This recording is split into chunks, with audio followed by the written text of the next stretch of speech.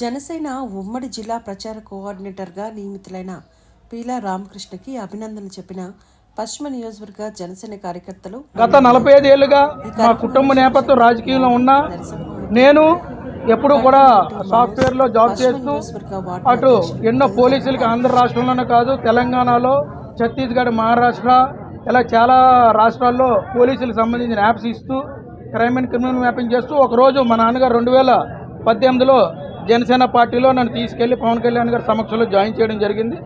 ఆ రోజు నుంచి ఈ రోజు వరకు కూడా జనసేన పార్టీలో ఏ బాధ్యత అయితే అప్పచెప్తే ఆ ప్రతి బాధ్యతను తూచా తప్పకుండా పాటిస్తూ ఉన్నాను. అదేవిధంగా మా నాన్నగారికి మా అమ్మగారికి అలాగే నా ధర్మపత్ని అయిన పల్లవికి నా పిల్లలకి అలాగే నా కుటుంబ సభ్యులందరికీ కూడా అక్కల బావులందరికీ కూడా నా ధన్యవాదాలు కృతజ్ఞతలు తెలియజేస్తా ఉన్నాను. ఇంత నా ప్రస్థానంలో జనసేన పార్టీలో ఈ 6 ఏళ్ళు నేను ప్రతి ఒడిదొడికి ఎదుర్కొంటూ నా వెంటుంటున్న నా జనసేన కుటుంబీకులు అందరూ కూడా నా అన్నదమ్ములు అందరూ కూడా ఇక్కడ ఉన్నారు. వాళ్ళందరూ ఈరోజు నేను చేరుకున్నానంటే దానివల్లే అది చెప్పడం నాకు ఏమాత్రం సంశయం లేదు. సో దయించి నా అన్నదమ్ములు సోదరులు జనసేన కుటుంబీకులందరూ ఇప్పటి నుంచి ఇప్పటి వరకు ఒక ఎత్తు అయితే పదవి వచ్చింది, పదవి అలంకారం కాకుండా పదవిని నిలబెట్టుకునేటట్టు దీన్ని మరింత బాధ్యతతో రేపు రానున్న 24 ఎలక్షన్స్లో వైసీపీ పార్టీ ఏదైతే మన రాష్ట్రాన్ని అంధకారంలో తీసుకుపోతుందో ఈ వైసీపీ పార్టీని ఆంధ్ర రాష్ట్రం నుంచి తరిమేయాలని పిలుపునిచ్చారో దాని నిమిత్తం ప్రచారం జిల్లాలో శక్తి మించి నేను ప్రయత్నించి 15 నియోజకవర్గం తిరిగి జనసేన పార్టీ గెలుపు కృషి చేస్తాను తీసుకుంటా ఉన్నాను. నాపై ఏదైతే నమ్మకంతో ఈరోజు జనసేన పార్టీ ఆంధ్ర రాష్ట్ర ప్రచార కమిటీకి నన్ను విశాఖ ఉమ్మడి జిల్లా కోఆర్డినేటర్గా నియమించినందుకు మా అధ్యక్షులు అదే మా పిఎస్సి చైర్మన్ నాదెళ్ల మనోహర్ గారికి, మా ప్రచార కమిటీ చైర్మన్ అయిన బన్నీ వాసు గారికి కృతజ్ఞతలు ధన్యవాదాలు తెలియజేస్తా ఉన్నా. నా రాజకీయ ప్రస్థానంలో నన్ను గత 6 ఏళ్ళుగా నా ప్రతి అడుగులో నా తప్పులను ఎప్పటికప్పుడు చెబుతూ నన్ను తీర్చిదిద్దిన మా గురువర్యులు తమ్మిరెడ్డి శివశంకర్ గారు, జనసేన పార్టీ రాష్ట్ర ప్రధాన కార్యదర్శి గారు, అదే బొలిశెట్టి సత్యనారాయణ గారు ఇద్దరికీ కూడా నా యొక్క కృతజ్ఞతలు ధన్యవాదాలు తెలియజేస్తూ ఉన్నాను. అదే 6 ఏళ్ళుగా జనసేన పార్టీలో ప్రయాణిస్తూ జనసేన పార్టీలో పదవి ఎప్పుడు వస్తాయి అంటే క్రియాశీలకంగా ఎప్పుడైతే నిర్మాణం జరుగుతుందని చూస్తూ ఉన్నాం. ఇప్పుడు అంచెలంచెలుగా జనసేన పార్టీలో కమిటీలు పడతా ఉన్న నిర్మాణం అవుతున్న ఈ సందర్భంలో ఎలక్షన్ టైంలో రైట్ టైం తీసుకొని పవన్ కళ్యాణ్ ప్రచార కమిటీ వేయడం, ఈ ప్రచార కమిటీ ద్వారా 100% వైసీపీ విముక్త్ ఆంధ్రప్రదేశ్ని చేస్తామని తెలియజేసుకుంటా ఉన్నాం. ఈ 4లో బాలసూరి ప్రసాదరావు గారని ఆయన ఒక ప్లేస్ ఇచ్చి సెంచరీ క్లబ్ అని ఎస్టాబ్లిష్ చేసి ఆ అధ్యక్షుడు Balashowry Prasadarao IBP century club ఆయన పేరు మీదే ఉంది. 1934లో ఆయన సైట్ ఇచ్చి ఎస్టాబ్లిష్ చేసి 1936లో రిజిస్ట్రేషన్ చేశారు. ఇప్పుడు అది సొసైటీస్ యాక్ట్స్లో ఉంది. సొసైటీ రిజిస్ట్రేషన్ యాక్ట్లో సొసైటీ ప్రకారం ఉంది 2000 ఇది. దీంట్లో ఆయన ఇచ్చిన కాజ్ ఏంటంటే social gathering and literature and sports. ఇప్పుడు స్పోర్ట్స్ ప్లేస్లో పార్కింగ్ నడుస్తుంది, పార్కింగ్ పెడుతున్నారు. స్పోర్ట్స్ యాక్టివిటీని తగ్గించేసి పార్కింగ్ యాక్టివిటీ చేస్తున్నారు. బార్ యాక్టివిటీ ఏమో సోషల్ గ్యాదరింగ్స్లో పెడుతున్నారు. ప్యాకాట్ యాక్టివిటీ ఏమో లిటరేచర్లో పెడుతున్నారు. పెట్టి అవి 3 రన్ చేస్తున్నారు. ఏదో మాఫియా కింద తయారయ్యారు. రిజిస్ట్రేషన్ అయింది కూడా ఈ 3 కాజెస్ మీద. ఆ గవర్నమెంట్ కాజ్ని పూర్తిగా పక్కన పెట్టేసి ఓన్లీ ప్యాకాట్ క్లబ్బు, డిఫెన్స్ లెక్క అమ్మటం, ఎవరైనా అబ్జెక్ట్ చేస్తే ఎవరైనా ఇవన్నీ తెలిసి పెద్ద వాళ్ళు ఎవరైనా వచ్చి అడిగితే వాళ్ళకి ఒక మెంబర్షిప్ ఇవ్వటం, వాళ్ళకి హానరీ మెంబర్షిప్ ఇచ్చి వాళ్ళని కామప్ చేయటం, ఇది ఎవరైతే జరుగుతున్నది. ఇక్కడ డిఫెన్స్ లెక్క అమ్ముతారు తక్కువ రేటుకి. మీకు అందరికీ బయటికి దొరికే రేటు కంటే చాలా తక్కువ రేటుకి డిఫెన్స్లోనే ఎవరితో ఎంప్లాయీస్ పాపం చిన్న ఎంప్లాయీస్ ఉంటారు, వాళ్ళ దగ్గర నుంచి మనం ప్రొక్యూర్ చేసి ఇక్కడ అమ్ముతారు. అది చాలా పెద్ద క్రిమినల్ అఫెన్స్. ప్లస్ రూమ్స్లో అది జరగని అరాచకాలు లేవు. అన్ని అసాంఘిక కార్యక్రమాలు జరుగుతున్నాయి క్లబ్లో. ప్యాకాట్ మాఫియా ఎలా ఉండే మాఫియా స్టార్ట్ అయింది సార్. మాఫియా అంటే కొడతాం అంటారు, తంతాం అంటారు. They can do what ever they can. Suspend ఎవరైనా అడిగితే సస్పెండ్ చేస్తారు, లేదంటే టెర్మినేట్ చేసేస్తారు. దాన్ని కూడా ఎవరైనా అడగడానికి లేదు. బాలసూరి ప్రసాదరావు గారు పెట్టినప్పుడు 3 పేజీలు బైలా ఉండేది, అందులోని పనిష్మెంట్స్ లేవు. ఇవాళ దాన్ని 2012లో ఒక బైలా ప్రింట్ చేశారు. అది రిజిస్ట్రేషన్ చేయడానికి అవ్వదు, ఎందుకంటే ప్యాకాట్ డబ్బులు పెట్టి ఆడతామని ఉంది అందులో. దాన్ని ఎవరు రిజిస్ట్రేషన్ చేయరు కదా, అందుకని అది రిజిస్ట్రేషన్ చేయరు. మా ఓన్లీ క్లబ్లోనే ఉంటుంది. 2022లో ఇంకొక బైలా రాశారు, అది రిజిస్ట్రేషన్ లేదు. కానీ వాళ్ళ బైలాస్ ప్రకారం యాక్ట్ చేస్తారు. ఇప్పుడున్న కమిటీ శానిటీ లేదు, ఇప్పుడున్న కమిటీని రిజిస్ట్రేషన్ రెన్యువల్ లేదు, ఎలా రన్ చేస్తారో తెలియదు. అండ్ యాన్యువల్ జనరల్ బాడీలో కోరం రాదు, కోరం లేకపోయినా కూడా రన్ చేస్తారు. ఇది ఎలా చేస్తున్నారంటే only liquor and illegal liquor and ప్యాకాట్ డన్ కింద రన్ చేస్తున్నారు దీన్ని. ఆయన డాన్ రెంటర్స్ ఇప్పుడు ఏదైనా గుడి కోసం ఎవరైనా ప్లేస్ ఇస్తే అది గుడి కోసమే వాడాలి, చర్చ్ కోసం ఏదైనా ప్లేస్ ఇస్తే చర్చ్ కోసమే వాడాలి, అంతేగాని అందులో ప్యాకాట్ క్లబ్బు ఇందులో బారు పెట్టకూడదు. అవి రెండూ జరుగుతున్నాయి. ఇది ఒక దేవాలయం లాంటిది, దీన్ని ఇంత వరస్ట్గా బిహేవ్ చేసి వీళ్ళు క్యాప్చర్ చేసి డబ్బులు తినేయడం కోసం లాస్ట్ 3 years 2018 నుంచి 2021 వరకు అసలు ఎలక్షనే జరపలేదు, కేవలం డబ్బులు తినేయడం కోసం. వాళ్ళు ఇష్టం 3 years 4 years ఎలక్షన్ జరపకపోతే జరపకపోవచ్చు, వాళ్ళు నచ్చితే జరుపుతారు, లేకపోతే లేదు. ఎవరు క్వశ్చన్ చేయరు, వాళ్ళంతా ఒకటే. 2-3 పాస్ అంటారు, 80 లక్షలు తినేసాడంటే పాస్ అని ఇద్దరు అంటారు, కోరం సరిపోయింది అంటారు. వాళ్ళకి నచ్చితే, నచ్చకపోతే అందరూ చేతులు ఎత్తినా కూడా లేదు. ఆ వీడియో ఫుటేజ్ అడిగితే ఎవరు, ఏజీఎంకి ఎవ్రీ వీడియో ఫుటేజ్ ఉంటుంది, ఎవ్రీ ఏజీఎంకి. వాళ్ళకి నచ్చకపోతే వీడియో ఫుటేజ్లు ఎవరికి ఇవ్వరు. అసలు ఇది ఏం చేయాలో అవన్నీ చేస్తున్నారు. ఎంప్లాయీస్కి శాలరీ సరిగా ఉండవు. 25 సంవత్సరాల నుంచి చేస్తున్నోడికి 15,000 ఉంటుంది, ప్యాకాట్ రూమ్లో చేస్తున్న బాయ్ నిన్నగాక మన జాయిన్ అయినోడికి 15,000 ఉంటుంది. అది ఎందుకు ఉంటుందో తెలియదు. 10,000కి జాయిన్ అయినోడికి 3 సంవత్సరాల్లో 25,000 అయిపోద్ది వాళ్ళకి నచ్చితే. రూమ్స్లో గంటలకు రూమ్స్ ఇస్తారు. అలా చేసి ఎవరైనా కొంచెం డబ్బులు సంపాదించుకునే బాయ్స్ ఉంటారు. ఇంక ఇలా ఏంటంటే వాళ్ళకి నచ్చిన వాళ్ళు అనమాట, వాళ్ళకి నచ్చిన వాళ్ళు తెచ్చి వాళ్ళు నచ్చిన ప్లేసెస్లో వేసి వాళ్ళ ఇష్టం. ఎలా సార్ డిమాండ్ ఏం లేదు సార్, ఇవన్నీ రెక్టిఫై చేసి sports activity, literature and social కాజెస్ని ప్రొటెక్ట్ చేయాలని నా ఇది. అందులో ప్యాకాట్ ఉండకూడదు, బార్ ఉండకూడదు. అవన్నీ అంటే డాన్ ఇంటెన్షన్ అది కాదు. అసలు మంచి కాజ్ కోసం పెట్టిన క్లబ్ని ఒక ప్యాకాట్ క్లబ్ గానో, ఒక బార్ లాగో, దొంగ లెక్కర్ అమ్మే బార్ లాగో పర్మిషన్స్తో తెచ్చుకొని పెట్టుకుంటే ప్రాబ్లం కాదు. అదేదో డిఫెన్స్ లెక్కర్లు అమ్మి ఇవమ్మి అవమ్మి అందులో ఎంప్లాయీస్ని పట్టుకెళ్ళి అరెస్ట్ చేసి ఇలాంటివి చేసే బార్లా ఉండకూడదని నా పూర్తిగా అలా గవర్నమెంట్ చేస్తుందని ఆశిస్తున్నాం. అంతకుమించి నేను లేదు సార్. ముందు ప్రెసిడెంట్ గారిని కలిసి ఆయనతో మాట్లాడి కన్విన్స్ చేసుకుని అవ్వకపోతే అప్పుడు సిపి గారి దగ్గరికి వెళ్దామనే భావనలో మేము ఉన్నాం. ఈ లోపల నేను మాట్లాడాను ప్రెసిడెంట్ గారితో, సరే మమ్మల్ని కలుస్తాము, మాకున్న ఇబ్బంది మీతో చెప్పుకుంటామని చెప్పన్నాను. రమ్మని చెప్పన్నాడు. రమ్మని ఒక గంట తర్వాత సస్పెండ్ చేయడాను. అది జరిగింది.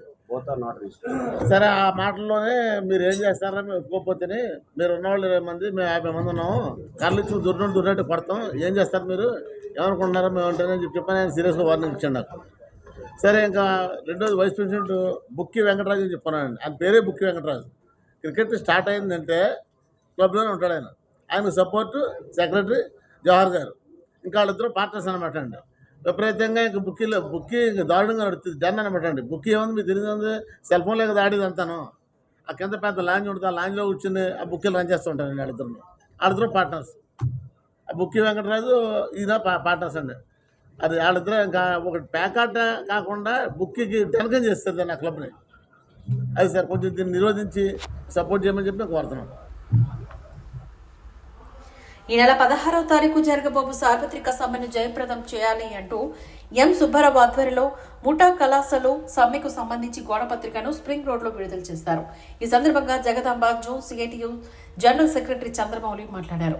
నరేంద్ర మోడీ అవలంబిస్తున్న కార్మిక కర్ష ప్రజా వ్యతిరేక విధానాలకు నిరసనగా ఈ నెల 16వ తారీఖున దేశవ్యాప్తంగా సమ్మె జరుగుతుందని, ముఖ్యంగా నిత్యావసర వస్తువుల ధరలు అదుపు చేయాలని, కార్మిక చట్టాన్ని కోళ్లుగా మార్చేసి కార్మిక బ్రతుకులను అతలకుతలంగా మార్చుతున్న ఈ రైతులకు ఇచ్చిన నల్ల చట్టాలను వెంటనే వెనక్కి తీసుకోవాలని, రైతులకు మద్దతు ధర ఇవ్వాలని, స్టీల్ ప్లాంట్, రైల్వేస్, విమానయానం ప్రైవేటీకరణకు వ్యతిరేకంగా ఈ నెల 16న సమ్మెలోకి వెళ్తున్నామని తెలియజేశారు. సిఐటియు నాయకులు కె సంతోష్ కుమార్ మాట్లాడుతూ అసంఘటిత రంగానికి సమగ్ర చట్టం చేయాలని, ముఠా కళాలకు కేరళ తరహాలో బోర్డులు ఏర్పాటు చేసి పీఎఫ్, ఈఎస్ఐ సదుపాయాలు కల్పించాలని, ASHA, anganwadi, mid day meals కార్మికులను ప్రభుత్వ 4వ తరగతి ఉద్యోగులుగా పరిగణించాలని ప్రభుత్వాన్ని డిమాండ్ చేస్తూ ప్రభుత్వం దిగి రాకపోతే ఉద్యమాన్ని మరింత ఉధృతం చేస్తామని ప్రభుత్వాన్ని హెచ్చరించారు. ఈ కార్యక్రమంలోని ముఠా కళాశాల నాయకులు నాయుడు, శ్రీను, కృష్ణ, పైడ్రాజు వంటి నాయకులు పాల్గొన్నారు. ముఠా కళాశాల నాయకులు మాట్లాడుతూ ప్రతి జట్టుకు 2 కళాశాలు 16వ తారీఖు ర్యాలీలో పాల్గొని ప్రభుత్వం పైన నిరసన తెలియజేస్తారని చెప్పారు. ఈ కార్యక్రమంలో పెద్ద మొత్తంలో ముఠా కళాశాలు పాల్గొన్నారు. 16 దేశవ్యాప్తంగా బంద్లో పాల్గొనడం జరుగుతుంది. ముఖ్యంగా కార్మిక కర్షక ఐక్యత, ముఖ్యంగా కార్మికులతో పాటు కర్షకులు కూడా ఈసారి బంద్లో పాల్గొంటున్నారు. గ్రామీణ ప్రాంతంలో రైతు కూలీలు ఈ బంద్లో పాల్గొంటున్నారు. ఎందుకంటే నరేంద్ర మోడీ చేస్తున్న ప్రజా వ్యతిరేక విధాన చట్టాలని వ్యతిరేకిస్తూ కార్మిక కర్షకులు ఆవేళ బంద్లో పాల్గొంటున్నారు. రైతులకు వ్యతిరేకంగా 3 నల్ల చట్టాలు తీసుకొచ్చారు. ఒక రైతుల కలగా సమ్మె వల్ల కృషి వల్ల అది రద్దయినప్పటికీ మళ్ళీ ఏదో కారణం వల్ల మళ్ళీ తీసుకురావాలని చూస్తున్నారు. అలాగే కార్మికులకు సంబంధించిన 44 కార్మిక చట్టాలు ఏదైతే బ్రిటిష్ ప్రభుత్వం ఇచ్చిందో ఆ చట్టాలని పూర్తిగా రద్దు చేసి 4 కోడ్లుగా ఏర్పాటు చేయడం జరిగింది. తద్వారా ఉద్యోగ అవకాశాలు తగ్గిపోవడమే కాకుండా ఉద్యోగం తాలూకా మనకి ఆ పూర్తి భద్రతను కోల్పోతాం.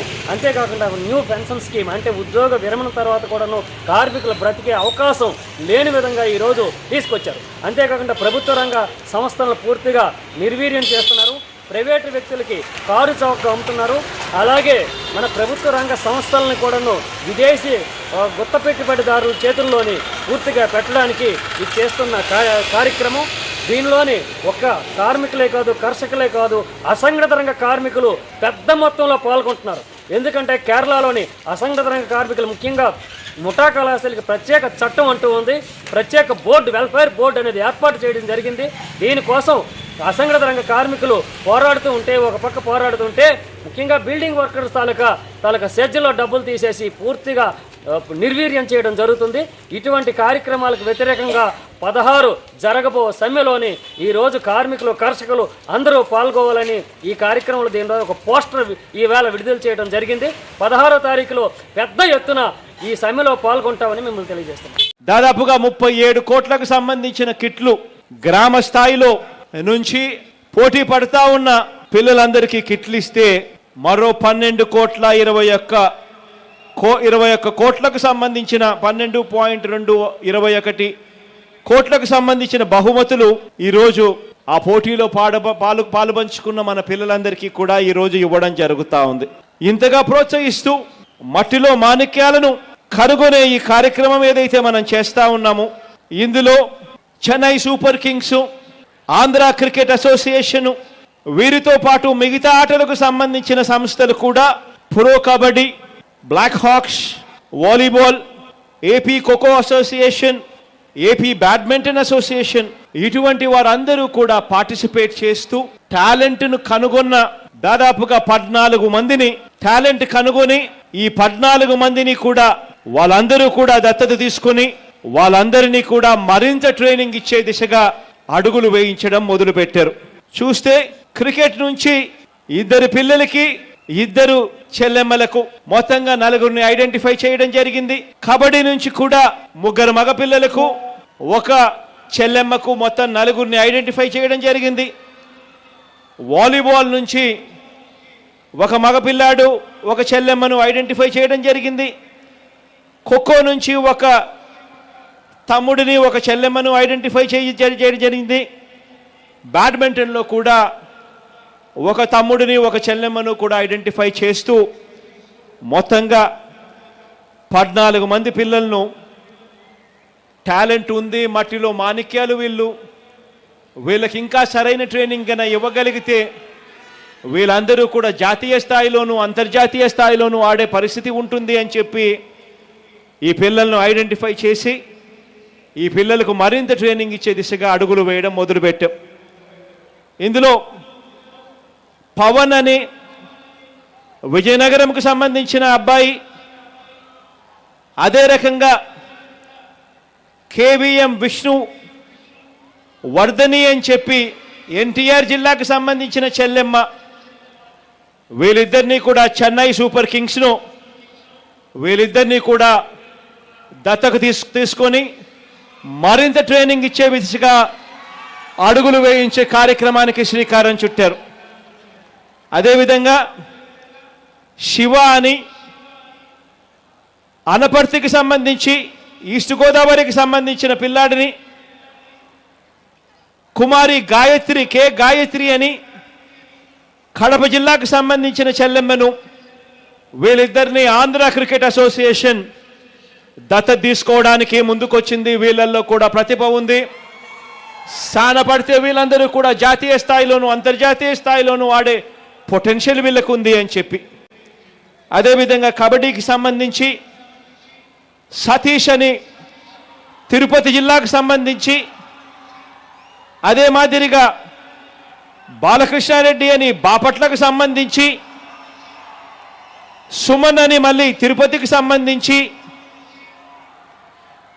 ఈ ముగ్గురిని కబడ్డీకి సంబంధించి ప్రో కబడ్డీ టీం దత్తత తీసుకోవడం జరిగింది.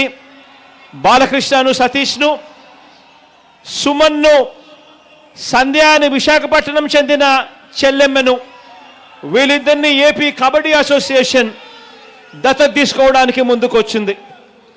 అదేవిధంగా వాలీబాల్కు సంబంధించి సత్యమని శ్రీకాకుళం జిల్లాకు సత్యమని శ్రీకాకుళం జిల్లాకు సంబంధించిన తమ్ముడిని,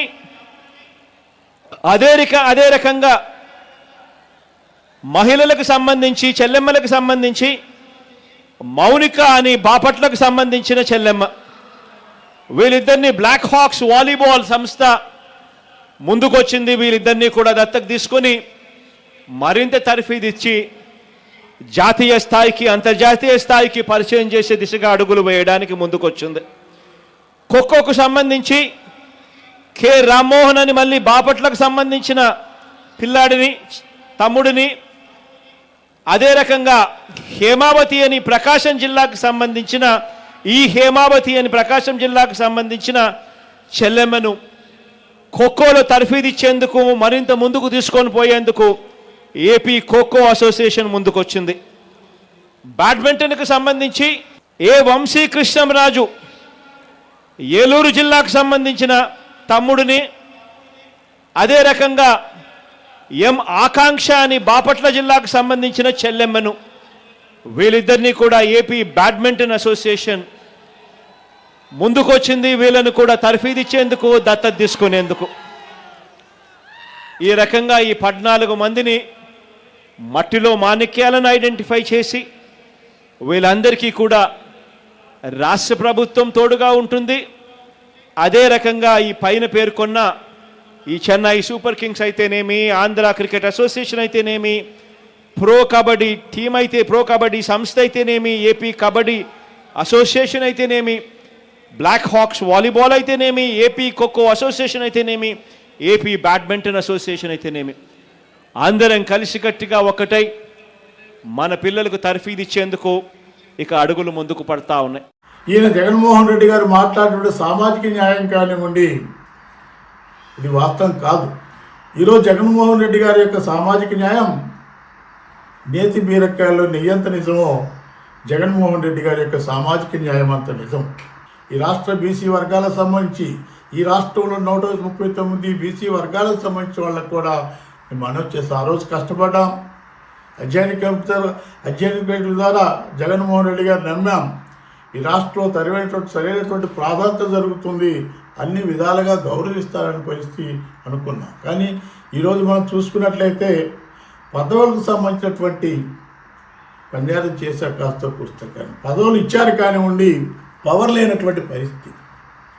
ఈరోజు రాష్ట్రంలో 56 సంబంధించిన కార్పొరేషన్లు ఏర్పాటు చేస్తే ఆ కార్పొరేషన్ సంబంధించిన చైర్మన్ని ఇంతవరకు కూడా ఈ ముఖ్యమంత్రి గారు, మన ముఖ్యమంత్రి జగన్మోహన్ రెడ్డికి కలిసిన పరిస్థితి లేదు. ఏ ఒక్క కార్పొరేషన్ సంబంధించి కూడా నిధులు లేని పరిస్థితి. బీసీ వర్గాలకు సామాజిక న్యాయం అంటే ఇప్పుడు రాజ్యాంగబద్ధంగా రాజ్యాంగ ప్రకారం సామాజిక న్యాయం అంటే స్వేచ్ఛ, సమానత్వం, సౌభాతృత్వం, ఆత్మ గౌరవానికి సంబంధించినటువంటి ఇవన్నీ కూడా సామాజిక న్యాయంలో మిళితమై ఉంటుంది. ఇవన్నీ ఉన్నప్పుడు మాత్రమే ఆర్థికంగా, సామాజికంగా, రాజకీయంగా ఎదగటానికి అవకాశాలు ఉన్నాయి. ఈరోజు ఉన్నటువంటి సామాజిక న్యాయం చూడండి, ఏ ఎస్సీ సంబంధించి, ఏ బీసీ వర్గాలకు సంబంధించిన ప్రజాప్రతినిధులకు ఏమాత్రం గౌరవం ఉందో ఈ రాష్ట్రంలో ఆ ప్రజలందరూ కూడా, సామాన్య సంబంధించిన బలహీన వర్గాల ప్రజలందరూ కూడా ఆలోచించాల్సిన అవసరం ఇక్కడ నేను మనవి చేస్తున్నాను. ఈ యొక్క అలవాట్లు జగన్మోహన్ ఏం చేయలేదు, ప్రజలందరికీ తెలుసు జగన్మోహన్ గారు ఏం చేశారని. కాబట్టి దయచేసి కొత్తది ఏమన్నా ట్రై చేయండి. రొటీన్గా అంటే వీళ్ళందరి మనం క్యారెక్టర్ ఎప్పుడు బయటపడుతుందంటే బాగున్నప్పుడు కాదంట, ఇట్లాంటప్పుడే. పార్టీకి నిలబడాల్సిన అవసరం, ఒక లీడర్కి అండగా ఉండాల్సిన టైం వచ్చినప్పుడు, ఆ లీడర్కి మన అవసరమైనప్పుడు ఆ రోజు నిలబడిన వాళ్ళే ఎవరైనా కానీ నిజమైన కార్యకర్త కానీ నిజమైన నమ్మకస్తుడు కానీ. బాగున్నప్పుడు అందరు బాగుంటారబ్బా, అందరు బంధువులే. కానీ బాగా లేనప్పుడు మనం వెంట నిలబడేవాడే నిజమైన మనిషి. ఈరోజు పార్టీకి ఎవరైతే అవసరమైనప్పుడు ఇక్కడికి పొమ్మంటే ఆడికి పోవాలని లీడర్ ఎక్కడ మంచి కోరుకుంటున్నాడు ఇక్కడ పోయగలిగినోడే ఈరోజు జగన్మోహన్ రెడ్డి గారికి ఎవరైనా కానీ. అంతే తప్ప ఈరోజు ప్రతిదానికి ఆయన మీద నిందలేసి బాగున్నప్పుడు మాత్రం ఆయన వీరుడు, ఆయన సూర్యుడు, ఆయన దేవుడు, ఆయన అట్లా కాదు అట్లా పోలేం కానీ ఆయన విలను, ఆయన రావణాసురుడు, ఆయన ఇదే కరెక్ట్ కాదు. ఈ రాష్ట్ర ప్రజలందరూ కూడా చూస్తూ ఉన్నారు. తప్పకుండా 2024లో ప్రజలు సిద్ధంగా ఉన్నారు. నాయకులు ఇంకా మా చేతుల్లో ఓట్లు ఉన్నాయి, మేము ఇట్టంటే ఓట్లు పడితే ప్రజలందరూ ఎందుకు ఈయన ఆడి నుంచి ఎడకపోతున్నాడు, ఈయన ఈ నుంచి ఎడ ఎందుకు వస్తున్నారని, ఎవరు స్వలాభం కోసం వెళ్తున్నారని అందరు చూస్తూ ఉన్నారు. అంతా ఈరోజు ఏం కాదు, ఏ మారుమూలనున్నాడు కూడా ఈరోజు ఫేస్బుక్ ఓపెన్ చేస్తున్నాడు, యూట్యూబ్ ఓపెన్ చేస్తున్నాడు, చూసుకుంటున్నాడు. ఒక అప్పుడులాగా కాదు, నువ్వు ఏది చెప్తే నమ్మేదానికి. ఎక్కువ వాడుకుంది. అదేవిధంగా భూభాగం అంతా కూడా తెలంగాణలో ఉన్నట్టు కూడా ముఖ్యమంత్రి రేవంత్ రెడ్డి చేసిన వ్యాఖ్యలు ఏ విధంగా చూస్తారు? ఇది చాలా దురదృష్టకరమైనటువంటి ఆర్గ్యుమెంటు. గౌరవ పక్క రాష్ట్ర ముఖ్యమంత్రి రేవంత్ రెడ్డి గారు శాసనసభ సాక్షిగా చెప్తున్నారు. అది కరెక్ట్ కాదని ఈ సందర్భంగా నేను చెప్పదలుచుకున్నాను. ఆయన ఏమంటాడంటే నాగార్జున సాగర్ అంతా కూడా వారి ఆధీనంలో ఉంది అంటున్నారు. అది తప్పు. నాగార్జున సాగర్ రివర్ మధ్య నుంచి లెక్కేస్తే అటు సగం ఇటు సగం ఉంటుంది భూభాగాలు. నాగార్జున సాగర్ కానీ శ్రీశైలం కానీ కృష్ణా నది మీద ఉన్నటువంటి ఈ 2 ప్రాజెక్ట్స్ కూడా ఉమ్మడి ప్రాజెక్టులు. రాష్ట్రం విడిపోకముందు అది వేరే అంశం, ఒకే ప్రభుత్వం చేతుల్లో ఉంటుంది. రాష్ట్రం విడిపోయిన తర్వాత 2 ప్రభుత్వాల చేతుల్లో ఉంటుంది. కాబట్టి దీనికి ఒక పరిష్కార మార్గంగా కృష్ణా రివర్ మేనేజ్మెంట్ బోర్డుని సెంట్రల్ గవర్నమెంట్ అపాయింట్ చేసింది. దేనిలో అపాయింట్ చేసింది? విభజన చట్టంలో పొందుపరిచారు. ఒక సెక్షన్ ఇచ్చి ఆ సెక్షన్లో పొందుపరిచారు. నాకు చాలా ఆశ్చర్యమైన అంశం ఏంటంటే నిన్న ఈ కృష్ణా రివర్ మేనేజ్మెంట్ బోర్డుకి మేము నాగార్జున సాగర్ని మేము అప్పజెప్పము అని ఒక రెజల్యూషన్ పాస్ చేశారు. మరి ఆ రెజల్యూషన్ ఎందుకు పాస్ చేశారో, అది ఎంతవరకు ధర్మమో నాకు అర్థం కాలేదు. విభజన చట్టాన్ని మొత్తాన్ని అమలు చేసుకుని దానిలో ఒక సెక్షన్ని మేము అంగీకరించమంటే ఎలా కుదురుతుంది? రేపు ఆంధ్రప్రదేశ్ శాసనసభ పెట్టి మేము అసలు విభజన చట్టాన్ని అంగీకరించడం అంటే కుదురుతుందా? సో తెలంగాణలో కాంగ్రెస్ పార్టీకి లేదా టీఆర్ఎస్ పార్టీకి విభేదాలు ఉంటే ఉండొచ్చు, వారు ఏదైనా వివాదాలు పడితే పడవచ్చు తప్ప ఆంధ్రప్రదేశ్ వంకగా, ఆంధ్రప్రదేశ్ నీటి వంకగా వివాదాలు సృష్టించుకుని వాళ్ళు మీద పడితే పడమని నాకు అభ్యంతరం లేదు. కానీ ఒకటైతే వాస్తవం, కృష్ణా జలాలు పంపకాలు ఇప్పటివి కావు. బచావత్ కమిషన్ కృష్ణా జలాలను పంపిణీ చేసింది.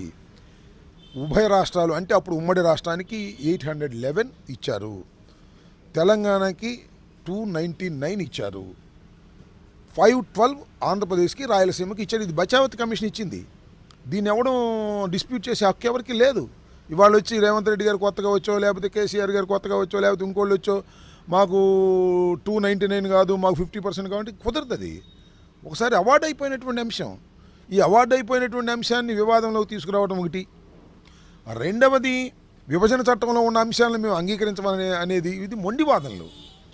నేను తెలంగాణ ప్రజలకి, తెలంగాణ మేధావులకి నేను మనవి చేస్తున్నా, మనం సోదరులం, తెలుగు మాట్లాడుకునేటటువంటి వారం. అదృష్టమో దురదృష్టమో విడిపోయాం, ఎవరి ప్రభుత్వాలు వాళ్ళు చేసుకుంటున్నాం. నదీ జలాల దగ్గర వివాదాలు ఉన్నప్పుడు పరిష్కరించుకోవాల్సినటువంటి బాధ్యత మనకుంటుంది. దానికి కృష్ణా రివర్ మేనేజ్మెంట్ బోర్డు, అదేవిధంగా గోదావరి రివర్ మేనేజ్మెంట్ బోర్డ్స్ని చట్టం ఇచ్చింది, వాటిని గౌరవించాలి, వాటికి మనం ఇవి హ్యాండ్ ఓవర్ చేయాలి. అంతే తప్ప మన ఇష్టానుసారంగా చేయటం సమంజసం కాదు. మా ఇష్టానుసారం మేము చేసుకోలేము, మీ ఇష్టానుసారం మీరు చేసుకోలేరు. కాబట్టి మనం విభజన చట్టంలో ఏ విధంగా ఉందో ఆ విధంగా నడుచుకోవాల్సినటువంటి బాధ్యత ఉందని మేము భావిస్తున్నాం. తెలంగాణకి కేటాయించిన నీటిలో ఒక్క నీటి బొట్టు కూడా మాకు అవసరం లేదు. మా రాయలసీమ చాలా కరువు ప్రాంతం, మా రాయలసీమకు కావలసినటువంటి నీళ్లను చట్టబద్ధంగా తీసుకువెళ్ళడానికి గౌరవ ముఖ్యమంత్రి జగన్మోహన్ రెడ్డి గారు చేస్తున్నటువంటి ప్రయత్నాలే తప్ప మీ నీటిని మేము తీసుకోవాల్సిన అవసరం లేదని కూడా సవినయంగా ఈ సందర్భంగా చెబుతున్నాను. ఇది చాలా సున్నితమైన విషయాలు, పరస్పరం గౌరవించుకుంటూ మాట్లాడవలసినటువంటి అంశాలు, పరస్పరం చర్చించుకుని సమస్యలు పరిష్కరించుకోవాల్సినటువంటి అంశాలు తప్ప తగాదా పడవలసినటువంటి అంశాలు లేవని కూడా ఈ సందర్భంగా నేను చెప్పదలుచుకున్నాను. కృష్ణా రివర్ బోర్డుకి సంబంధించి ఉమ్మడి రాష్ట్రాలతోటి కేంద్రం సమావేశాలు ఏర్పాటు చేసినప్పుడు కూడా వాళ్ళు 2-3 సార్లు రాలేదు ఈ మధ్యకాలంలో కూడా. దే ఆర్ ఎస్కేపింగ్ అనమాట. అదొక డిలేయింగ్ టాక్టిక్స్, ఎస్కేప్ టాక్టిక్స్ చేస్తున్నారు. అది మంచిది కాదని నా అభిప్రాయం. సార్, ఈ హైదరాబాద్ ఉమ్మడి రాజధానికి సంబంధించి మరొక 5 ఏళ్ళు పొడిగించాలని చెప్పి ప్రభుత్వం నుంచి వైసీపీ నుంచి డిమాండ్ వస్తుంది సార్, దాన్ని ఎలా చూస్తారు? ఇంకా వైవి సుబ్బారెడ్డి గారు చెప్పారని విన్నాను నేను. మరి బహుశా మరి ముఖ్యమంత్రి గారు వాళ్ళు నిర్ణయం తీసుకున్నారేమో, మరి ఆ విషయం నాకు పూర్తిగా అవగాహన లేదు. విశాఖ వెళ్ళే వరకు కూడా పొడిగించాలి, మేము విశాఖపట్నం ఓకే, ఒక రిక్వెస్ట్ చేసి ఉండొచ్చు. అది కేంద్ర ప్రభుత్వం తీసుకోవాల్సినటువంటి నిర్ణయం. ఒకసారి మన రాష్ట్రాన్ని విభజించినప్పుడు ఉమ్మడి రాష్ట్రంగా, ఆంధ్రప్రదేశ్కి ఉమ్మడి రాష్ట్రంగా ఇప్పటి వరకు కూడా హైదరాబాద్ ఉమ్మడి రాజధానిగా హైదరాబాద్ కొనసాగుతుంది. భవిష్యత్తులో కూడా కొనసాగించాల్సి